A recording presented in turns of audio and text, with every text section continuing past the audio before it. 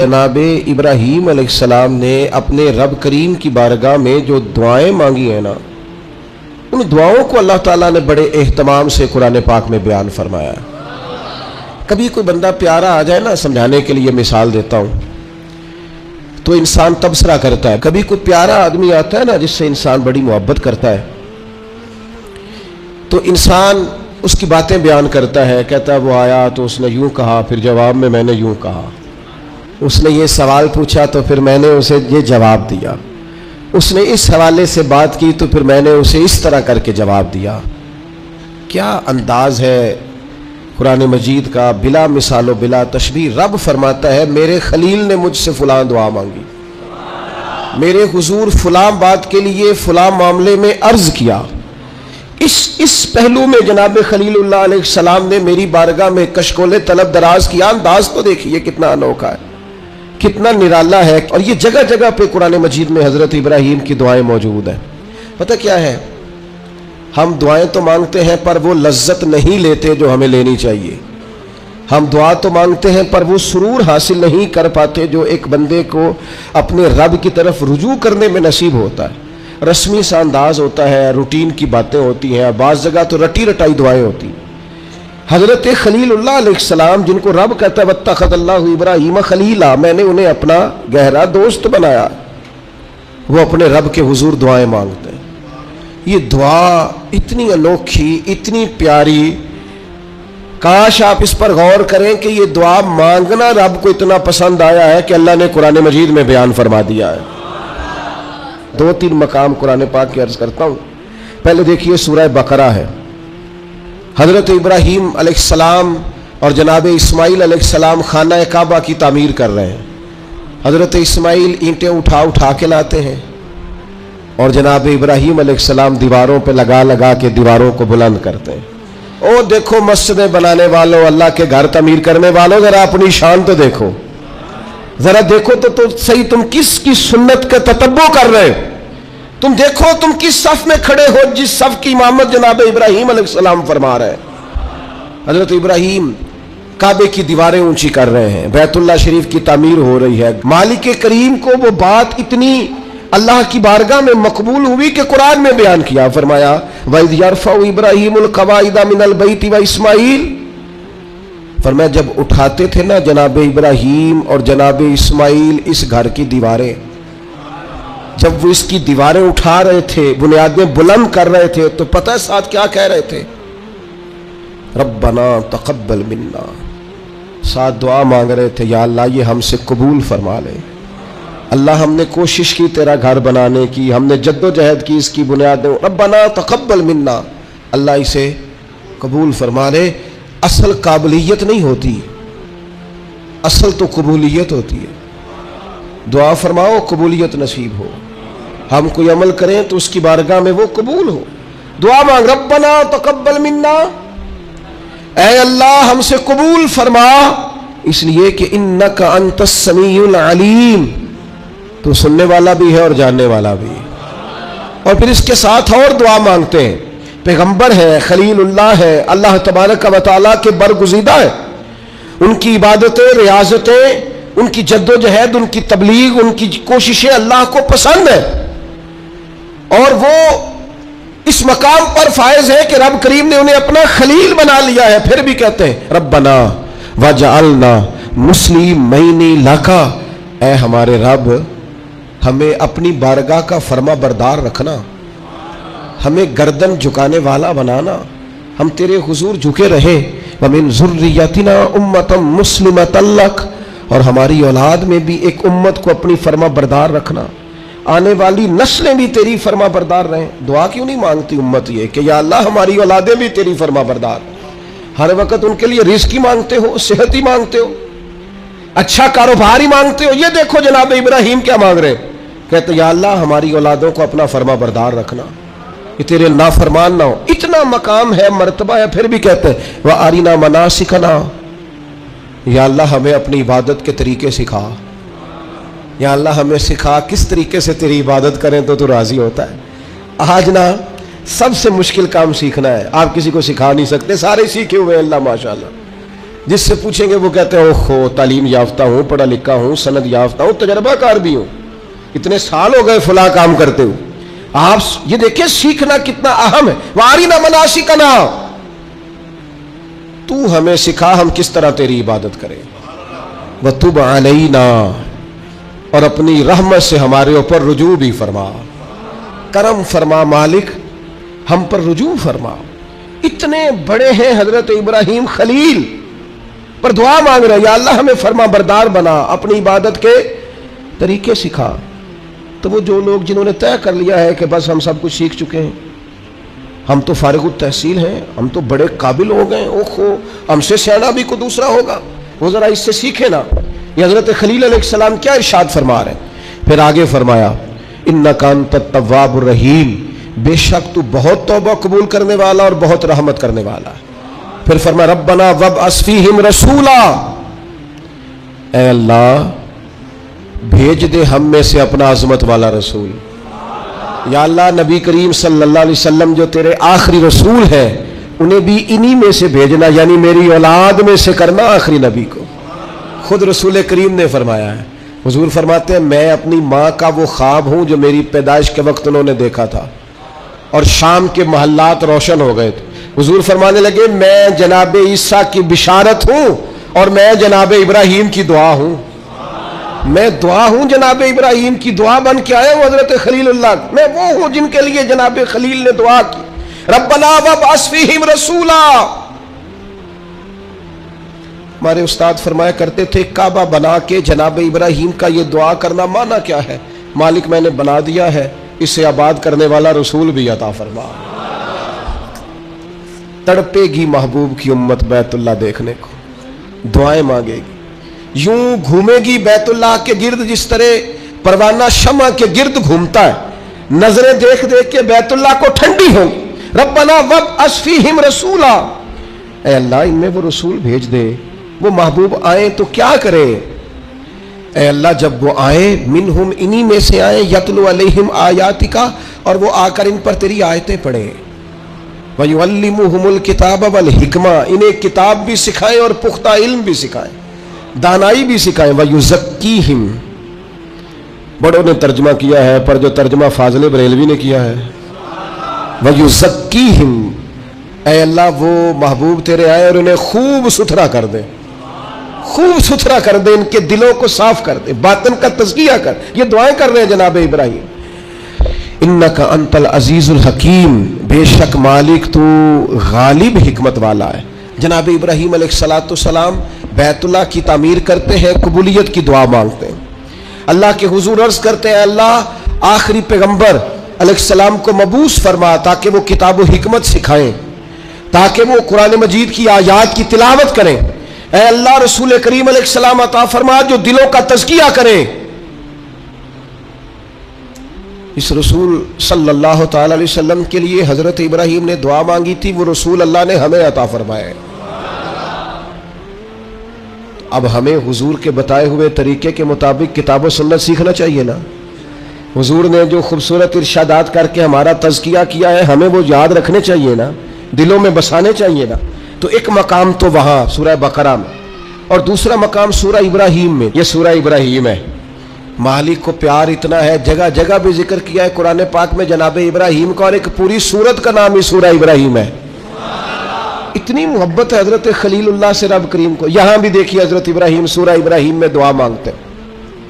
اب ذرا یہ دعا بھی دیکھیں کتنی معنی خیز ہے۔ فرماتے ہیں وَإِذْ قَالَ إِبْرَاهِيمُ رَبِّ اجْعَلْ هَٰذَا الْبَلَدَ آمِنًا، یاد کرو جب جناب ابراہیم علیہ السلام نے کہا اے اللہ اس شہر کو امن والا بنا دے۔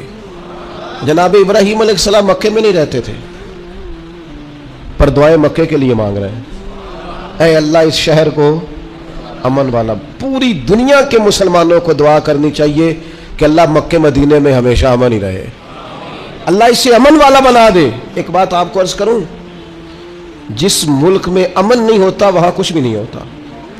جب تک امن نہ ہو نہ تجارتوں کا مزہ ہے نہ عبادتوں کا مزہ ہے۔ کام کاج بھی تبھی ہوتا ہے جب امن ہو، عبادت ریاضت تبلیغ تعلیم تبھی ہوتی ہے جب امن ہو۔ یہ دیکھیے اللہ کے پیغمبر حضرت خلیل علیہ السلام قیام امن کی ضرورت کے بارے میں کس طرح بیان فرماتے ہیں. کہتے ہیں اے اللہ اس شہر کو امن والا بنا دے. جب تک امن نہیں ہوگا, جب تک اطمینان نہیں ہوگا, ٹھہراؤ نہیں ہوگا, سکون نہیں ہوگا, زندگی کیسے آگے بڑھے گی؟ اس لیے پوری دنیا کے مسلمانوں کو مل کے کوشش کرنی چاہیے کہ ہر مسلمان ملک کے اندر امن رہے. ہمیں کوشش کرنی چاہیے ہمارے شہروں میں, علاقوں میں امن رہے. ڈھیر سارے لوگ ہیں جن کو امن پسند نہیں ہوتا, بدامنی پیدا کرتے ہیں. آپ اپنے ارد گرد دیکھ لیں, یہ غیبتیں کرنے والے, چغلیاں کرنے والے, ایک دوسرے کے بارے میں سازشیں کرنے والے, شرارتیں کرنے والے, یہ سارے بدامنی پھیلانا چاہتے ہیں. اور جناب ابراہیم کیا کہتے ہیں؟ وَإِذْ قَالَ إِبْرَاهِيمُ رَبِّ اجْعَلْ هَٰذَا الْبَلَدَ آمِنًا.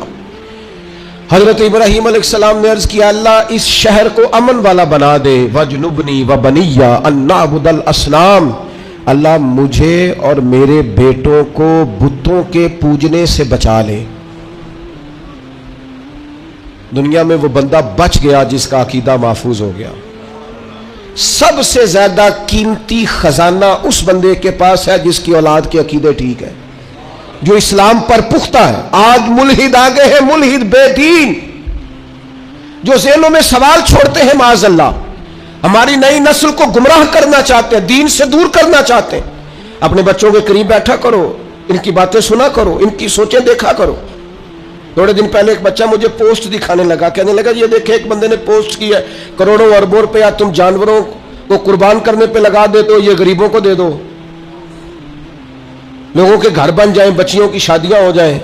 پتہ نہیں لوگوں کو ہر دینی کام پہ غریب کیوں یاد آ جاتے ہیں. میں نے انہیں کہا میں دیہاتی آدمی ہوں, ہمارے ڈیرے کے ساتھ ایک ڈیرا ہوتا تھا, چاچا جی بشیر صاحب نے نا ہر سال وہ بیل پالتے تھے بیچنے کے لیے, غریب آدمی تھا, اور کہا کرتا تھا اس دفعہ میرے جانور بڑے اچھے ہیں, یہ صحیح بک گئے تو 2 بیٹیوں کی شادی کروں گا. پال کر بیچنے والے بھی غریب کم ہیں, جو کاروبار کرتے ہیں, بڑے فارم بناتے ہیں, پال کر بیچنے والے بھی غریب. اور جو کسائی ذبح کرتے ہیں وہ کون ہوتے ہیں؟ او میرا سارے انو بڑا گوشت باندھے کہندے ڈاکٹر ڈکیا ہے, وہ تو کھائیں گے مرغی یا بکرا, جنہیں ویڑے پل دے جے ماڑے ہی کھانے نے. اس لیے یہ جو روغن خیال ہے نا, کہتے ہیں قربانی نہ کرو, غریبوں کو دے دو, ان کو فکر نہ کرو, یہ غریبہ ہی کھانی ہے ساری. امیرہ نو تے بند دے سارے انو, جس سے پوچھو کہتے ہیں میں نے ڈاکٹر نے بند کیتا ہے, تو بھائی غریبوں کا کھلا ہے اللہ کے فضل سے, وہ انشاءاللہ کھائیں گے, بلکہ ان کے لیے صحیح کر کے کھلتا ہی بڑی عید والے دن ہے. تو آپ ان کا بھی بند کرنا چاہتے ہیں. اس لیے حضرت ابراہیم کی یہ دعا کہ یا اللہ بتوں سے ہمیں بچا, ہماری اولادوں کو بچا, وہ تو بچے ہوئے تھے. یہ دعا ہی ہماری تعلیم کے لیے, بچوں کی نگرانی کرو, ان کا خیال رکھو, یہ کسی بے دین بدعقیدہ کے پاس نہ جائے. ان کی زبانوں پہ جب بھی نام آئے یا خدا کا ذکر کریں یا مدینے والے پہ درود و سلام پڑھیں. یہ کبھی جناب ابو بکر کی بات کریں, یہ کبھی عمر کی بات کریں, یہ کبھی سیدنا عثمان کی کریں, یہ کبھی مولا علی کی کریں, یہ بار بار کہے کیا بات رضا اس شمنستان کرم کی, زہرا ہے کلی جس میں حسن اور حسین پھول. بار بار بات کریں حضور کی اولاد. تو عزیز بھائی حضرت ابراہیم نے دعا مانگی, یا اللہ مجھے بھی اور میری اولاد کو بھی بتوں سے بچا, برے لوگوں سے بچا, گندے عقیدے والوں سے بچا. پھر فرمایا ربی انہن اضللن کثیرا من الناس.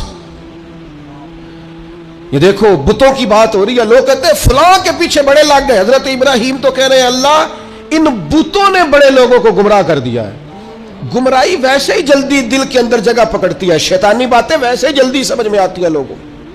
ڈھیر سارے ربی انہن اضللن کثیرا من الناس, اے اللہ ان بتوں نے ایک بہت بڑی جماعت کو گمراہ کر دیا. تو جو بولتے نہیں تھے باطل, جو باطل بولتے نہیں تھے انہوں نے بڑے گمراہ کیے, تو جو بولنے والے ہیں وہ دیکھیں کتنوں کو گمراہ کریں گے.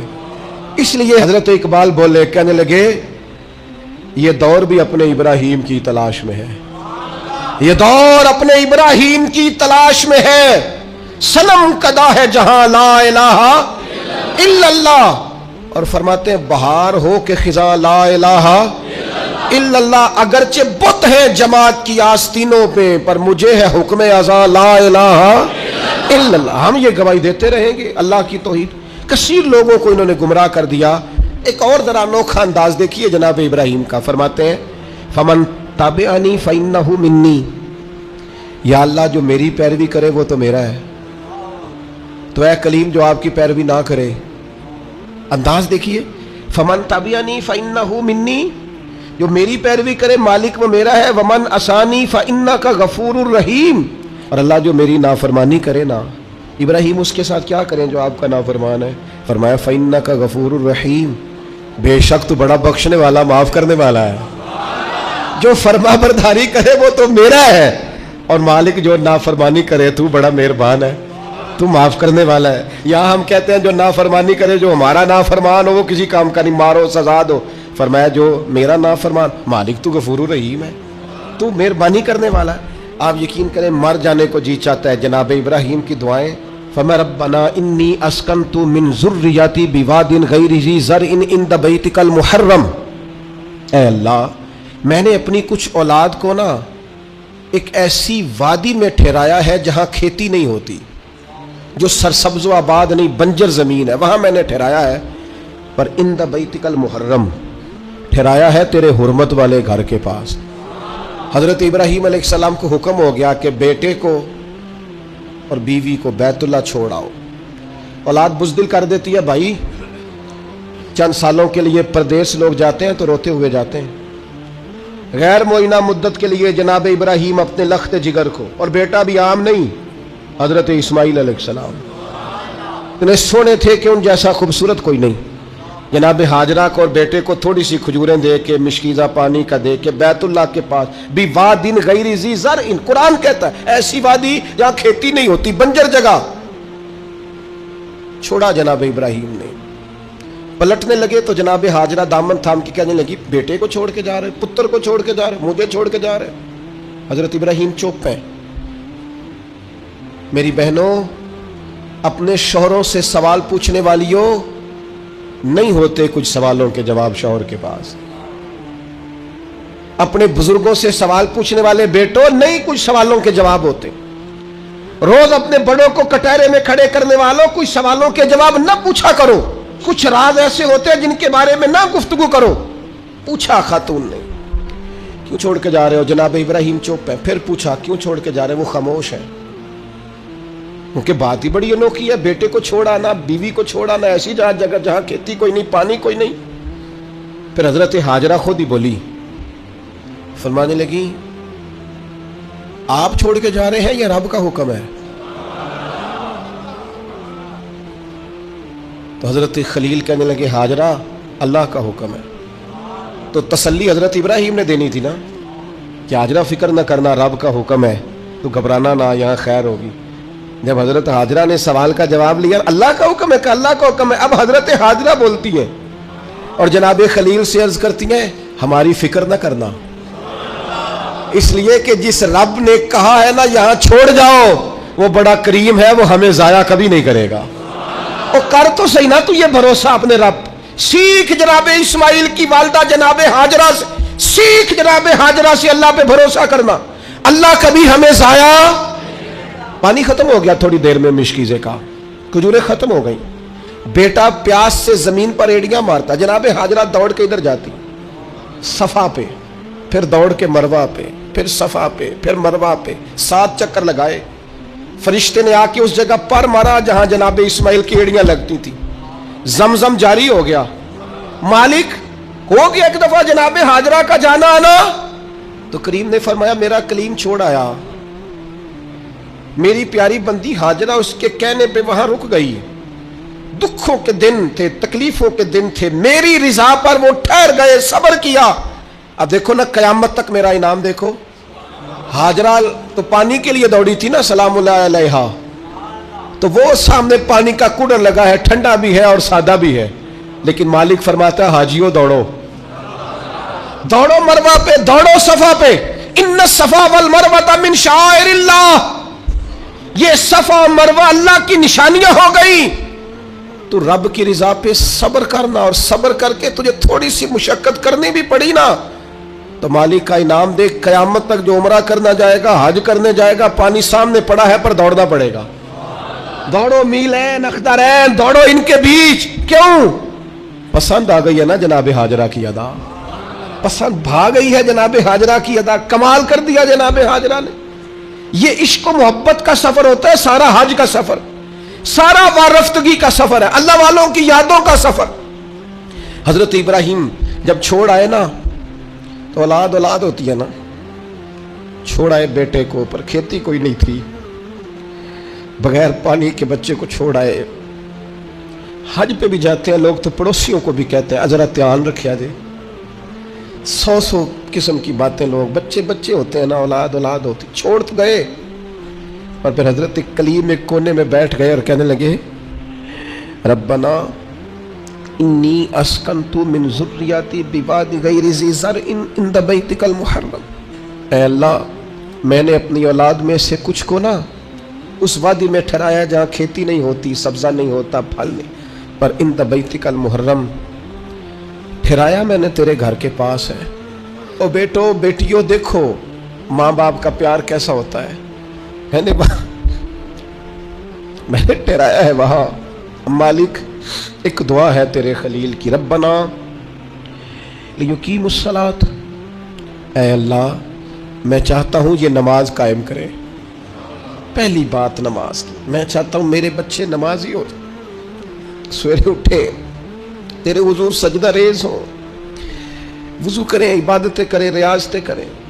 اگلی بات بڑی انوکھی ہے، فرمایا فَاجْعَلْ أَفْئِدَةً مِّنَ النَّاسِ تَهْوِي إِلَيْهِمْ، اے اللہ لوگوں کے دل ان کی طرف مائل کر دے، دنیا میرے بچوں سے پیار کرے، لوگ اولاد اسماعیل سے پیار کریں، ان کی طرف لوگوں کے دل پھیر دے۔ قیادتوں کا ہر دل عزیز ہونا بڑا ضروری ہوتا ہے، جسموں پہ حکومت کوئی حکومت نہیں ہوتی، انسان کے جسموں پر وجود پر حکومت کرنا کوئی کمال نہیں، اصل کمال ان کا ہوتا ہے جو دلوں پر حکومت کرتے ہیں۔ دل جھکے چلے جاتے ہیں، طبیعتیں بڑی چلی جاتی ہیں، آنکھوں پہ پٹی بھی باندھ دے تو محبوب کے دروازے کی طرف انسان بڑھتا ہی چلا جاتا ہے۔ کہا لوگوں کے دل پھیر دے ان کی طرف، لوگ ان سے پیار کرے۔ ہر سال دنیا قربانی کرتی ہے، رسول پاک علیہ السلام نے حد بندی، یا رسول اللہ قربانی کیا ہے؟ فرمایا جناب ابراہیم کا طریقہ ہے، ہر سال ذکر ہوتا ہے جناب ابراہیم کا، ہر سال ذکر ہوتا ہے حضرت اسماعیل، ہر جگہ ذکر ہوتا ہے جناب یعقوب کا، جناب یوسف کا۔ اپنی اولاد کے لیے دعا مانگا کرو، رب لوگوں کے دلوں میں ان کی محبت پیدا فرمائے۔ بندہ اچھا لگتا ہے، وہ بندہ پیارا لگتا ہے جو اولاد سے پیار کرے، اس سے پیار ہو جاتا ہے جو بچوں سے پیار کرے۔ اللہ ان کی طرف لوگوں کے دل پھیر دے، پہلے نمازی بنا دے، پھر انہیں ہر دل عزیز بنا دے۔ اب حضرت ابراہیم کہتے ہیں وَارْزُقْهُم مِّنَ الثَّمَرَاتِ لَعَلَّهُمْ يَشْكُرُونَ، یا اللہ انہیں پھلوں میں سے رزق بھی دے تاکہ یہ تیرا شکر ادا کرے۔ اللہ انہیں رزق بھی عطا فرما، انہیں پھلوں میں سے رزق بھی دے۔ اولاد کے لیے دعا مانگا کرو، انہیں اللہ روزی دے وسیع، اولادیں کسی کی محتاج نہ ہو، بچے کسی کے دستے نگر نہ ہو، کسی کے ہاتھ نہ دیکھنے پڑے، کسی کی طرف بڑھنا نہ پڑے۔ آگے ارشاد فرماتے ربنا انک تعلم ما نخفی وما نعلن، حضرت ابراہیم نے بات ہی کھول دی، فرمایا اے رب تو جو ہم ظاہر کرتے ہیں وہ بھی جانتا ہے، اور جو ہم چھپاتے ہیں وہ بھی جانتا ہے۔ وما یخفی علی اللہ من شیء فی الارض ولا فی السماء، اللہ پر کوئی چیز چھپی ہوئی نہیں، نہ زمینوں میں نہ آسمانوں میں۔ پھر اولاد کے لیے دعا مانگی جا رہی ہے، اس شہر کے لیے بھی دعا مانگی جہاں بچے رہتے، یہاں امن رہے، یہ بھی دعا مانگی کہ یہ نمازی ہو جائے، یہ بھی دعا مانگی حضرت ابراہیم علیہ السلام نے کہ اللہ انہیں رزق دے پھلوں میں سے، یہ بھی دعا مانگی لوگوں کے دل ان کی طرف کر دے، اور پھر کہا تو جانتا ہے ہمارے ظاہر اور باطن کو۔ پھر ارشاد فرمایا کہ میں اب بیچ میں شکر بھی ادا کرتے ہیں، کہتے ہیں الحمدللہ الذی وہب لی علی الکبر اسماعیل و اسحاق، کہتے ہیں تمام تعریفیں اس اللہ کے لیے جس نے بڑھاپے میں مجھے اسحاق اور اسماعیل عطا فرمائے۔ بڑھاپے میں اللہ نے اولاد دے دی، ساری تعریفیں اس کے لیے۔ پھر ارشاد فرماتے ہیں ان ربی لسمیع الدعاء، بے شک میرا رب دعاؤں کا سننے والا ہے۔ آگے ارشاد فرماتے ہیں ربی جعلنی مقیم الصلاۃ ومن ذریتی، اے اللہ مجھے بھی نماز قائم کرنے والا بنا دے اور میری اولاد کو بھی نماز قائم کرنے والا بنا دے۔ کیا ہی مزہ ہے اگر باپ بیٹا ایک صف میں کھڑے ہو کے نماز پڑھیں، کیا ہی لطف آئے اگر باپ بیٹا کٹھے احرام باندھ کے طواف کریں، کیا مزہ یاد آئے اگر کبھی باپ بیٹا بیٹیاں اہل خانہ سارے کٹھے حضور کی بارگاہ میں حاضر ہو۔ کیا نرالا انداز، مجھے بھی نمازی بنا دے اور میری रब्बना व तकब्बल दुआ, या अल्लाह हमारी इस दुआ को कबूल फरमा ले, इस दुआ को कबूल। रब्बना ग़फ़िरली वाली वालिदैया, पिछली सारी दुआएं औलाद के लिए। अब कहा रब्बना ग़फ़िरली वाली वालिदैया, ऐ अल्लाह मुझे भी बख्श दे और मेरे वालिदैन को भी बख्श दे, उनकी बख्शिश कर दे। वलिल मुमिनीना यौम यक़ूमुल हिसाब, और जिस दिन तू हिसाब ले उस दिन तमाम मोमिनों की बख्शिश फरमा दे। अल्लाह सबको बख्श दे हिसाब वाले दिन। सूरत शुअरा में आता हूँ और यहाँ से 2-3 आयात अर्ज करके अपनी बात समेटता हूँ। अल्लाह ताला ने इस सूरत में जनाब इब्राहीम की और दुआओं का जिक्र फरमाया। हज़रत इब्राहीम ने दुआ मांगी, रब्बी हबली हुक्मम वाल्हिक़नी बिस्सालिहीन, ऐ अल्लाह मुझे इल्म व अमल अता फरमा और मुझे नेक लोगों से मुलाकात करा। इल्म व अमल दे और जो सालिहीन हैं उनसे मिला। बड़ा खुश नसीब होता है वो शख्स जिसे इल्म भी मिले, अमल भी मिले और फिर सालिहीन की सोबत भी मिले, नेक लोगों की जिसे संगत नसीब हो। अच्छे लोगों के पास, वो गली में कुछ संगतरे बेच रहा था ना, तो दरवेश अंदर बैठे थे तो आवाज़ लगा रहा था, अच्छे संगतरे, अच्छे संगतरे, अच्छे संगतरे। तो बाबा जी को अंदर ही वजद हो गया। किसी ने कहा ये क्या हुआ? फरमाने लगे, वो कह रहा है जिन्हां दे संग चंगे सानो तरे, अच्छे संग तरे, जिन्हां दे संग अच्छे सानो तरे। जनाब इब्राहीम की दुआ देखो, फरमाते रब्बी हबली हुक्मम वाल्हिक़नी बिस्सालिहीन, ऐ अल्लाह हुक्म अता फरमा, माना मुफस्सिरीन ने किया इल्म अमल अता फरमा, और ऐ अल्लाह मुझे उनसे मिला दे जो साले लोग हैं। ये दुआ मांगते हैं। फिर कहते हैं ऐ अल्लाह जो लोग मेरे बाद आए ना उनमें मेरी सच्ची नामवरी रखना। ऐ अल्लाह बाद वाले पिछले हमारा जिक्र करें तो ज़रा अच्छे लफ्ज़ों के साथ करें, हमारे बाद हमारा जिक्र हो तो खैर के साथ हो। हमारी तालीम के लिए जनाब इब्राहीम दुआ करते हैं, फरमाते हैं कि पीछे इस तरह का छोड़ के जाना कि तुम्हें खैर के साथ याद किया जाए। यानी तुम कहीं बैठो तो लोग कहें क्या बात है, और उठ के जाएं तो लोग कहें क्या बात है। लोगों के बीच हमारी अच्छी नामवरी हो। जनाब इब्राहीम दुआ मांगते हैं। जनाब इब्राहीम कहते हैं वजअलनी मिन वरसती जन्नतिन नईम, या अल्लाह उन लोगों में से कर दे जो जन्नत नईम के वारिस हैं। हमारे ताल्लुक बना पर जन्नतियों से बना, हमें उनसे जोड़ दे जो चंगियां दे लड़ लगी सां ते झोली च फुल पे। तो एक दिन भैड़ियां नाल मैं रल गई तो मेरे अगले भी डुल गए। कहा ऐ अल्लाह उनमें से कर दे जो जन्नत नईम के वारिस है। और फरमाया वला तुखज़िनी यौम युबअसून, या अल्लाह उस दिन रुसवा न करना जिस दिन लोग कब्रों से उठाए जाएंगे। अल्लाह दुनिया में पर्दा रखा है तो क़यामत में भी। मैं आपको एक राज की बात बताऊं, मोमिनों का पर्दा रह जाना है क़यामत में। अकीदा ठीक रखें, अल्लाह से डरते रहें, तौबा करते रहें, गुनाहों से बचने की कोशिश करते रहें, लेकिन पर्दा इंशाअल्लाह। और भी बड़ी जगहों पे हदीस है, पर काजी सनाउल्लाह साहब पानीपती रहमतुल्लाह ने जो लिखी है अनोखी लिखी है। कहते हैं हज़रत अब्दुल्ला इब्न उमर को लोगों ने खड़ा करके पूछा था, वो आपके कान में हुजूर ने क्या बताया था,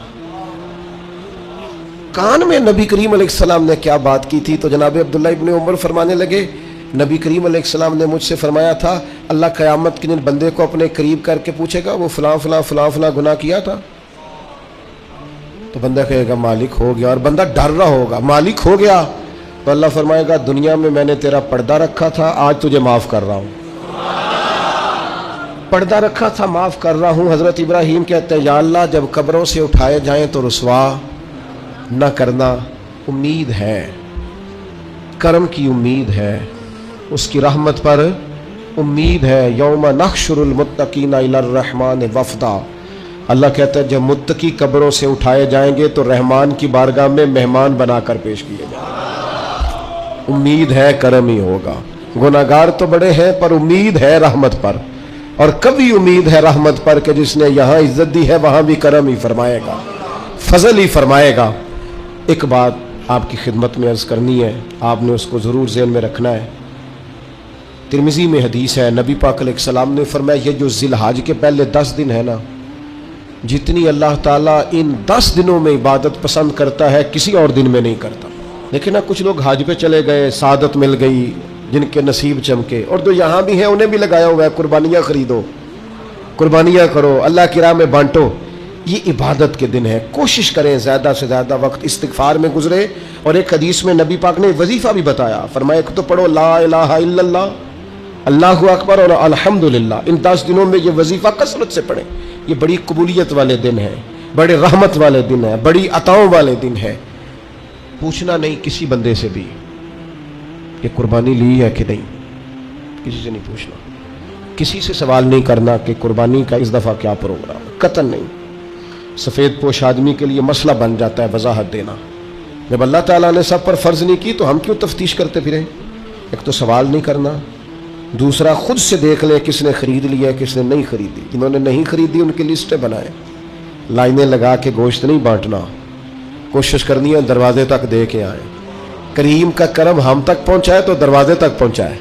اس نے ہمیں دیتے وقت معاذ اللہ کسی قسم کی رسوائی سے آشکار نہیں ہونے دیا, تو ہم نے بھی بانٹتے وقت کسی کو رسوا نہیں کرنا, پریشان ہے, خوبصورتی سے بانٹنا ہے. کوشش کرنی ہے جہاں غربت زیادہ ہے وہاں ذرا زیادہ چلا جائے. لوگوں کو تقسیم کرنا ہے, اسباب بنانے, اور کسی کے آنے پر بھی چہرے پر شکن نہیں لانی کہ تو پھر آ گیا, پہلے بھی تو آیا تھا نا. وہ ہمیں دیتا ہے تو رحمت سے دیتا ہے, تو ہم نے بھی اس کی مخلوق میں بانٹنا ہے تو ذرا مسکرا کے بانٹنا ہے. زیادہ الجھاؤ کا شکار نہیں ہونا. اللہ تعالیٰ سمجھنے کی توفیق